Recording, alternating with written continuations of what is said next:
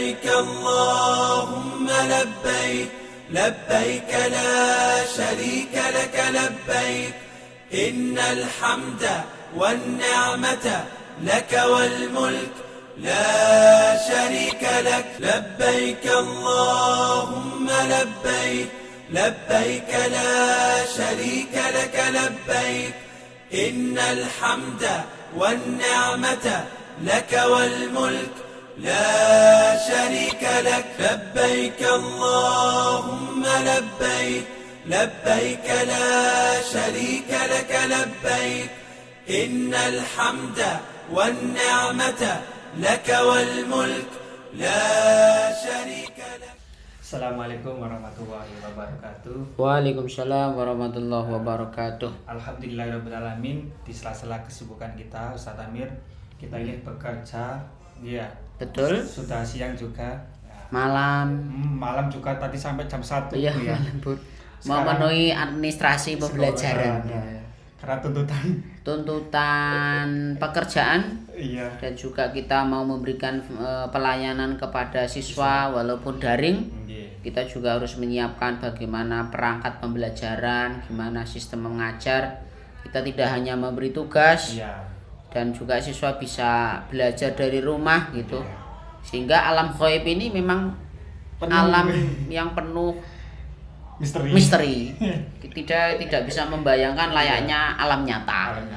Nah, maka dari itu agar kita tidak sepaneng, betul. memikirkan laporan, memikirkan tugas, maka kita merefreshing otak kita dengan cangkruan religi untuk mereview juga pengetahuan kita. Karena kita sudah lama, Ustaz. Betul, sangat lama sekali. Lama tidak cangkruk. Karena terakhir kita akan menjelang Idul Fitri dulu ya. Ya, betul. Karena terus habis Idul Fitri kita ada PSBB. Ya, betul. Sekolah libur. Ada lockdown. Ada lockdown juga. Kita nggak bisa beraktivitas. Masuk ke perkampungan bingung. Bingung juga. Malah muter-muter nggak nyampe. Akhirnya kita sudah bisa kembali lagi menyapa para sahabat-sahabat cangkruan yang ada di manapun itu. Iya. Kita sedikit ngobrol ini ya, santai aja sambil bekerja. Semua kita dapat dua ini, Ustaz. Ya. Pekerjaan beres, dapat pahala juga ini, dakwah karena bulan ini kan kita menganjurkan nanti jamaah khususnya umat Islam ya, kan puasa di tanggal 9 8 dan 9. 8 dan 9 Arafat, 8 Tarwiyah. Atau kalau sekarang bicara hari ya hari Rabu dan Kamis ya. Hari Rabu dan Kamis. Kita akan membahas tentang bulan Dzulhijjah. Ada apa, Ustaz, bulan Dzulhijjah, Ustaz? Bulan Dzulhijjah ini adalah termasuk bulan yang suci, bulan yang diagungkan oleh Allah Subhanahu wa taala. Karena di bulan Dzulhijjah ini disyariatkannya ibadah haji, disyariatkannya berkurban, dan juga bagi yang tidak beribadah haji disunahkan untuk berpuasa. Jadi banyak sekali keutamaan di bulan ini. Bahkan ada yang mengambil hadis Rasulullah Shallallahu Alaihi Wasallam melakukan yang namanya puasa itu mulai dari hari pertama sampai dengan hari ke-9 di bulan Dzulhijjah ini. Disebutkan di surat Al-Fajr ayat kedua itu walayalin as. Jadi 10 hari mulia. Para ulama pun berselisih pendapat. Ada yang mengatakan 10 hari di bulan Ramadan, ada yang 10 hari di bulan Muharram, dan ada yang mengatakan juga di ayat ini adalah 10 hari di bulan Dzulhijjah. Tapi yang arjah, yang lebih kuat adalah 10 hari di bulan Dzulhijjah. Terkait dengan ayat walayalin as, 10 malam di 10 malam yang terakhir atau yang awal. Dalam kaidahnya kalau Ramadan kan adalah Lailatul Qadar. Kalau di bulan Dzulhijjah ini adalah 10 hari itu merupakan adalah malam-malam atau hari-hari yang mulia, karena sungguh Rasulullah memperbanyak amalan kebaikan di bulan Dzulhijjah, khususnya di awal-awal ini. Begitu Pak? Iya. Karena juga apa Ustaz ya, apa bulan Dzulhijjah itu juga Ashurul Hurum ya. Betul, Bulan Ashurul yang Hurum. dimuliakan ya, termasuk bulan Dzulqa'dah, Dzulhijjah, Muharram Rajab. dan Rajab. Nah, salah satunya adalah bulan Dzulhijjah. Nah, itu tadi yaitu tentang kita disyaratkan untuk memuliakan dan juga menghitung-hitungkan malam Dzulhijjah. di bulan Dzulhijjah. Dzulhijjah 10 ini, hari, betul. 10 hari. Nah, amalannya Ustaz, selain kita menghidupkan bulan Dzulhijjah, yang paling utama di bulan Dzulhijjah amalannya. Sebenarnya kalau kita berbicara terkait dengan amalan apa yang harus kita lakukan, ya sebenarnya sama halnya dengan kita menjalankan rutinitas ibadah keseharian. Cuman faidah kemuliaannya yang berbeda, kebaikannya yang memang berbeda, seperti itu. Kalau kita misalkan sholat jamaahnya ya tetap kita galakkan, kemudian sholat sunnahnya, kemudian berinfak dan yang lainnya. Tetapi yang menjadi keutamaan di bulan Dzulhijjah ini adalah terkait dengan puasa, terkait dengan ibadah kurban. Karena apa? Karena kita tidak bisa melaksanakan ibadah haji. Karena Dzulhijjah ini adalah sebagai bulan di mana umat Islam ini diundang oleh Allah ya untuk melaksanakan ibadah haji. Undangan Allah itu kan ada 3. Yang pertama ada undangan ketika kita sholat. Ketika sholat kan harus kita tinggalkan urusan dunia itu, maka kita itu dipanggil oleh Allah. Dan yang kedua kita dipanggil oleh Allah ya ibadah haji. Dan yang ketiga dipanggil oleh Allah ketika Mati. nah sudah tidak kembali. Iya. Kalau sholat kemudian Haji. haji itu bisa kembali lagi. Tapi kalau sudah dipanggil Allah melalui ya sakaratul maut atau dipanggilnya ruh ya tidak bisa kembali lagi. Nah, begitu. Ibadah haji ini kan sebenarnya adalah panggilan Allah, betul. Ya, panggilan Allah Subhanahu wa taala kalau kita ketahui sebelum ibadah haji itu kan yang rutin dalam setiap waktu maklumat kita dipanggil untuk mengabdikan diri, untuk sujud, rukuk, yaitu sholat. Jadi namanya adzan itu kan Allah memanggil kita untuk melakukan pengabdian, pembuktian kita kepada Allah, yaitu sholat. Maka di surat Al-Kautsar itu kan sangat jelas sekali. A'udzubillahi minasyaitonirrajim. Inna a'tainakal kautsar. Fasalli li rabbika wanhar inna syani'aka huwal abtar. Sindiran Allah yang pertama itu kan bahwa Allah kan sudah memberikan nikmat kita sangat banyak. Kita kalau menghitungnya wa in ta'uddu nikmatallahi la tuhsuha. Enggak bisa. Sudahlah, kita lihat aja anggota badan kita ini kalau kita hitung aja sudah nggak mampu. Gimana rambut kemudian bisa panjang, kemudian tumbuh lagi tanpa ada pupuk, ya kan? Ya. Itu sudah luar biasa. Penglihatan kita bisa bernapas, pendengaran, semuanya nikmat dari Allah. Itu yang nikmat yang kadang kita lupakan. Kadang orang mengatakan nikmat kan hanya uang, hanya terbatas yang namanya barang. Padahal nikmat Allah itu sangat banyak, sebagaimana ayat tadi di surat yang pertama. Ayat kelanjutannya fasolli, Pak. Apa itu fasolli? Itu sholat. Jadi Allah memanggil kita apa, Pak? Pertama sholat, Pak. Jadi sholat itu panggilan Allah. Maka kalau kita sudah mendengar suara adzan, sayogyanya betul-betul kita tinggalkan urusan duniawi kita. Kita harus betul-betul mengkondisikan. Jangan sampai kita setiap panggilan sholat itu terbuai dengan kepentingan kita dunia. Jangan sampai seperti itu. Apalagi seperti kita ini. Ya, kita sudah bekerja malam malam. Lah, ya. Terus sekarang tadi ngelembur. Kalau ada adzan kita nggak ke masjid, waduh, kita termasuk orang yang mensyukuri nikmat Betul, Allah. tidak mensyukuri nikmat Allah. Artinya apa? Ya kita kan bisa bekerja kan karena tangan kita, persendian kita bekerja, semua bekerja. Itu nikmat dari Allah. Makanya kalau sudah diperintahkan oleh Allah fasoli, ya kita berhenti dulu Ya. dari pekerjaan urusan duniawi kita.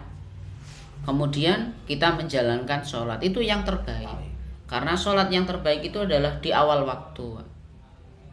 Jadi Allah juga menyukai as-sholatu ala waktiha. Orang-orang yang dia menjalankan sholat 5 waktu itu dengan berjamaah di awal waktu. Bukan di akhir waktu. Bukan di akhir waktu, nanti duhur digabung asar. Kenapa kok digabung? Ngerjakan RPP. Ya, perangkat pembelajaran. Beda lagi. Tugasnya banyak sekali. Ya. Sampai nggak koper sholat. Sampai nggak kober sholat. Seakan kan sholat itu menjadi penghalang. Nah, jangan seperti itu. Seperti sholat Jumat juga. Ya ayyuhalladzina amanu idza nudiya lis-sholati min yaumil jumu'ah fas'au ila dzikrillah wa darul bai. Kita disuruh untuk meninggalkan urusan dunia kita, pembuktian kita kepada Allah itu adalah sholat. Panggilan yang kedua ibadah haji, Pak.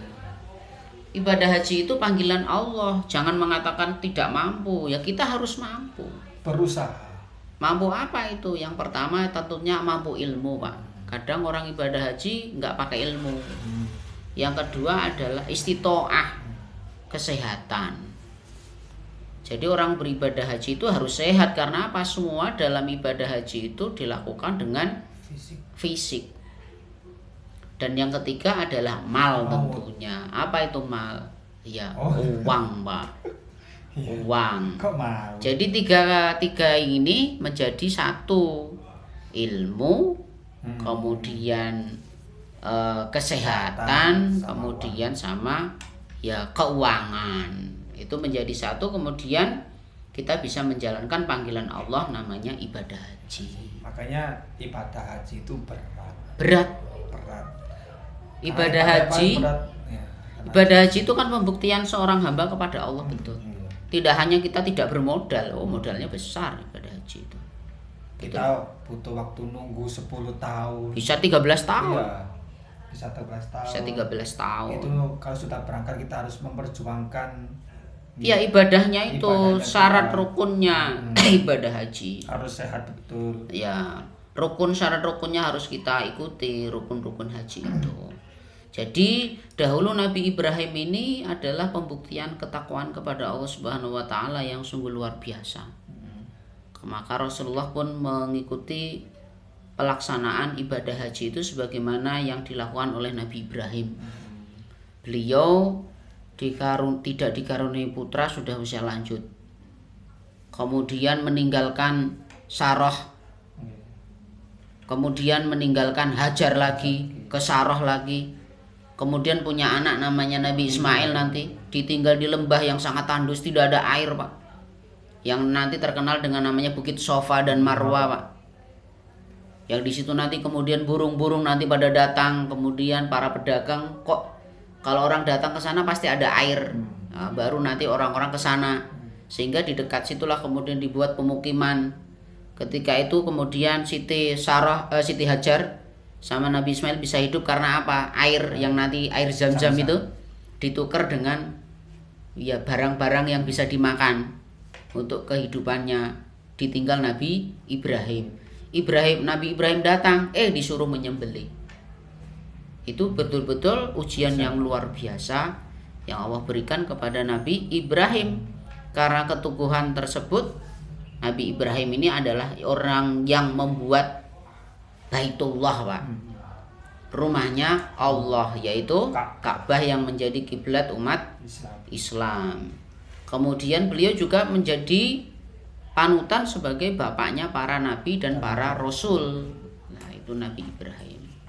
Jadi salah satu ibadah yang berat ya ibadah haji, Pak, di bulan Dzulhijjah ini.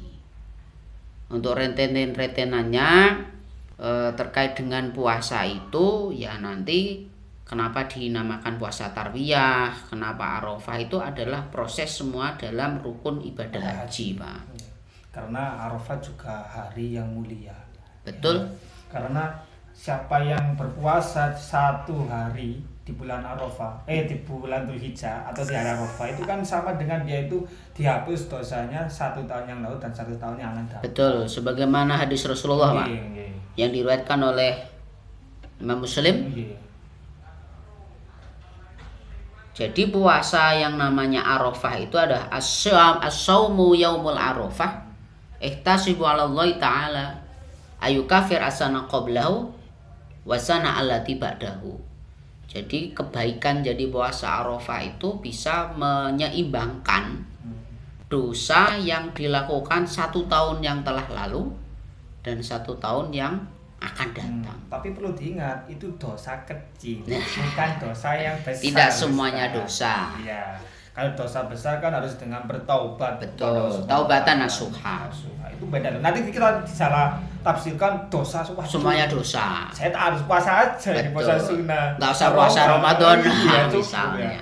Jangan. Seperti dosa besar itu kan musyrik, seperti itu, berjudi, durhaka sama berzina dan yang lainnya. Itu Pak, untuk puasa tarawih itu seperti apa, Ustaz? Ibadah haji itu sebenarnya hanya dilaksanakan kurang lebih 5 hari, Pak. 5 hari. Nanti pada pelaksanaannya ibadah haji itu dibagi 2. Namanya ada nafar awal, ada namanya nafar tsani. Nafar awal itu berarti ibadah haji yang para jamaahnya nanti sudah bermalam di Mina sebelum ke Arafah. Jadi sudah bermalam di Mina. Nah, kalau puasa namanya nafar tsani itu adalah langsung ke Arafah. Nah, ketika jamaah ibadah haji itu melaksanakan sebelum ke Arafah itu bermalam di Mina, itu namanya tarwiyah. Di tanggal berapa itu? Tanggal 8. Jadi dari Mekah, jamaah haji dari Mekah semua yang nanti mau baik dari Madinah, dari Mekah itu semuanya kalau sudah mendekati tanggal 8 itu sudah semuanya di Mekah. Karena itu puncaknya haji nanti ya, disitulah 5 hari itu yang berat. Berarti malam 8 ya, mungkin asar ya. Kalau saya dulu asar berangkat ke Mina itu berangkat mulai asar, nanti sampai di sana agak ya malam gitu. Itu memakai baju ihram sudah. Karena apa? Dia sudah mau niat haji. Labbaik Allahumma hajjan. Kalau sudah niat itu berarti wala rafatha wala fusuqa wala jidala. Ya dilarang itu yang namanya berkata kotor, berbantah-bantahan, berkelahi, memakai parfum, memakai celana dalam bagi yang laki-laki, memakai penutup atau apa saja pengharuman itu semua dilarang. Untuk apa? Membuktikan dan kita meneladani Nabi Ibrahim. Kita hanya disuruh seperti itu sebagaimana apa? Kita itu taat sama ndak sama Allah gitu loh. Disuruh seperti itu kita mampu melaksanakan apa ndak? Kenapa harus begini? Dia rasa tanya. Kita kan hanya diuji sejauh mana taatnya kepada Allah. Lah tanggal 7 berangkat memakai ihram itu berarti dia sudah niat berhaji itu. Karena sudah labbaik Allahumma hajjan itu. Kemudian menginap di Mina.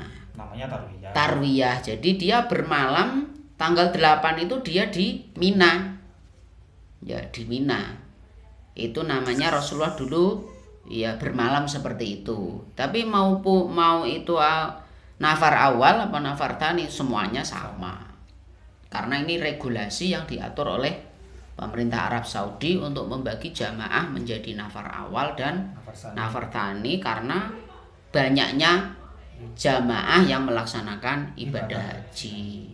Jadi itu gitu. Apa tarwiyah itu? Lah itu tadi penghormatan kepada jamaah haji yang dia sudah melakukan ibadah haji, berniat haji, kemudian menginap bermalam di Mina, yaitu namanya tarwiyah. Begitu Pak. Itu yang tarwiyah. Kalau Arafah Ustaz? Kalau yang Arafah berarti dia tanggal 8 Dzulhijjah baru memakai kain ihram. Dan nanti sebelum duhur di tanggal 9 harus sudah nyampe di bukit namanya di Padang Arafah. Itu ya ada bukitnya, ya ada padang yang luas begitu, namanya Padang Arafah. Itu di sana melaksanakan nanti wukuf. Dan itulah ibadah haji, doa yang paling makbul ya di Arafah itu. Selain itu nanti di Raudhah, di Multazam, di Ka'bah, tapi di semua di tanah haram, tetapi yang paling mustajab ya Arafah. Tidak dikatakan ibadah haji kalau tidak Arafah. Jadi walaupun yang sakit atau yang apa lainnya semuanya Arafah. Harus melewati Arafah, sehingga kemuliaannya puasa Arafah ini luar biasa. Luar biasa. Kalau tadi kita sebutkan hadisnya tadi, kan puasa pengkhususan Arafah bukan tarwiyah. Nah, tetapi makanya ada orang yang hanya mengambil puasanya di tanggal hari Arafah saja. Tapi ada yang mengambil tarwiyah karena penghormatan kepada yang melaksanakan ibadah haji yang dia melakukan tarwiyah nafar awal. Nah, begitu. Jadi duhur sudah harus tiba di Padang Arafah semuanya, Pak. Kalau yang tadi ini nafar awal, berarti ke Arafahnya mulai dari mana dia berangkatnya? Dari Mina. Tapi kalau yang lainnya yang nafar tsani dari mana? Dari Mekah semua langsung menuju ke Arafah sebelum duhur. Karena waktu duhur nanti sudah harus ada namanya adalah khutbah wukuf, kemudian menjamak duhur dan asar, baru kemudian berwukuf sampai menjelang maghrib. Kurang lebih berapa jam itu, Pak? Katakanlah jam 12 ya, jam 1, 2, 3, 4, 5, 6. Berarti sekitar 6 jam wukuf itu, Pak. Itu apa yang dilaksanakan di sana? Lah itu tadi. Ibadah haji itu balasan dari Allah kecuali surga. Kalau dia ibadahnya betul-betul kan begitu. Diisi dengan apa? Diisi dengan namanya adalah muhasabah. Minta ampunan dari Allah, berzikir, berdoa, takbir. Kemudian membaca Quran juga boleh, muhasabah. Yang nanti dipandu, Pak, ada panduan khutbah itu. Khutbah itu kemudian untuk mengingat bagaimana kita nanti di akhir kehidupan kita akan dikumpulkan oleh Allah. Kalau ibadah haji kan masih pakai kain ihram ya, Pak. Pakaian ihram. Tapi kalau nanti di akhirat, kalau Allah sudah mengumpulkan kita di padang mahsyar, ya enggak tahu, Pak. Pakai baju apa enggak kurang tahu. Nah, wa alam bisawab yang tahu kan begitu. Nah, itu beratnya ibadah haji mulai dari proses puasa tadi bagi yang tidak melakukan ibadah haji sebagai hormat kepada orang yang melakukan ibadah haji. Jadi itu antara puasa tarwiyah dan puasa Arafah. Kita sudah panjang lebar ini Pak Amir ya, cerita-cerita dari Madinah ke Mekah sampai ke Indonesia lagi. Bisa disimpulkan Ustaz tentang obrolan kita kali ini, cangkuran kita. Kepada para sahabat, kita saling menasihati dalam kebaikan ya. Marilah kita bertemu dengan bulan Dzulhijjah ini, mari kita pergunakan dengan sebaik-baiknya. Karena kita tidak melaksanakan ibadah haji, maka kita disunahkan oleh Rasulullah untuk berpuasa. Bisa mengambil kemampuannya sendiri, Pak Inal. Bisa mungkin yang mau dari awal tanggal 1 puasa monggo. Mau mengambil di puasa tarwiyah dan Arafah silakan. Atau ya minimal mengambil puasa yang Arafah. Allah menyeimbangkan kebaikannya di luar dosa besar ya. 1 tahun yang telah lalu dan 1 tahun yang akan datang. Dan kalau mampu ya kita menyembelih hewan kurban di Yaumun Nahar tanggal 10 atau Idul Adha sampai dengan hari Tasyrik 11, 12 dan 13. Jadi Idul Adha ini lebih besar, Pak, daripada Idul Fitri. Kalau Idul Fitri itu kita membesarkan Allah kan selesai sholat Idul Fitri selesai. Tapi kalau Idul Adha itu mulai malam selesai kita berbuka di hari Arafah sampai asar di hari terakhir tasyrik, yaitu tanggal 13. Masuk ke tanggal 14. Betul, karena memang esensi daripada Idul Adha ini lebih besar daripada Idul Fitri. Pengorbanannya Nabi Ibrahim, Nabi Ismail, dan juga Siti Hajar yang diuji oleh Allah dengan bertubi-tubi. Banyak keajaiban Allah yang ditunjukkan, yang dilakukan oleh manusia yang menurut akal sehat tidak bisa. Sebagaimana Nabi Ismail, dia hanya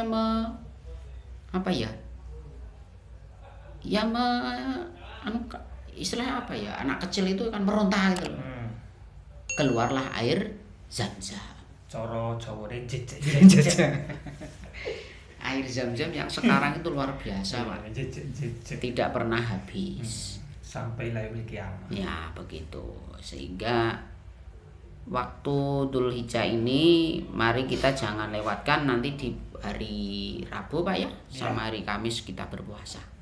Mudah-mudahan kita diselamatkan oleh Allah, diberikan kesehatan, Amin. sehingga bisa menjalankan puasa tersebut, dan kita dihindarkan dari wabah ini yang begitu memakan korban banyak sekali sehingga menjadi pandemi dunia. Mungkin demikian, Pak Ina. Ya, mungkin itu para sahabat Al-Quran dimanapun Anda berada. Intinya mari kita muliakan, mari kita agungkan bulan Dzul Hijjah ini dengan beribadah kepada Allah Subhanahu wa Ta'ala. Lebih-lebih bisa berpuasa di hari Arafah, dan juga kita bisa melaksanakan kurban bagi yang memiliki rezeki yang lebih. Ya, mungkin ini Amalan yang lain tetap dijalankan, Pak. Sholat, Iya. sholat wajib. Ya, kalau sholat wajib Ya harus itu sunnah, nggak boleh ditinggalkan. benar, Ustaz, ya. ya. Nah, ya tambahannya tadi puasa Arafah Puasa Arafah tambahannya sama berkurban. sama berkorban. Kalau sholat ya tetap Iya, sampai mati kita harus tetap sholat. betul. Ya, tidak ada alasan untuk meninggalkan sholat. Iya, betul. Mau sakit aja kita juga masih tetap Ada ditinggalkan. rusuhnya. Ya mungkin itu Ustadz, kali ini Sangkuran kita sambil Membuat bekerja, sambil ngecek anak-anak ini ya. Iya. Semoga Sangkuran kita, kerja kita diberikan keberkahan oleh Allah Subhanahu wa Ta'ala, dan juga para pemirsa yang nonton ini, betul, yang nonton, yang bisa melihat berpuasa. bisa berpuasa juga, Ya, bisa dapat kiriman barokah juga ini. Betul. Ya, coba Ustadz didoakan semua agar bisa naik haji. Ditutup dengan doa nanti. Oke, baik. Sebelum kita akhiri perjumpaan kita di Cangkruan yang baru muncul kembali, marilah kita bermunajat, berdoa kepada Allah Subhanahu wa Ta'ala. Mudah-mudahan yang pertama, wabah ini segera diangkat oleh Allah. Keluarga kita diberikan kesehatan, diberikan kemudahan dalam rezeki, dan kita bisa dipanggil oleh Allah untuk menjalankan ibadah haji. Al-Fatihah. Bismillahirrahmanirrahim.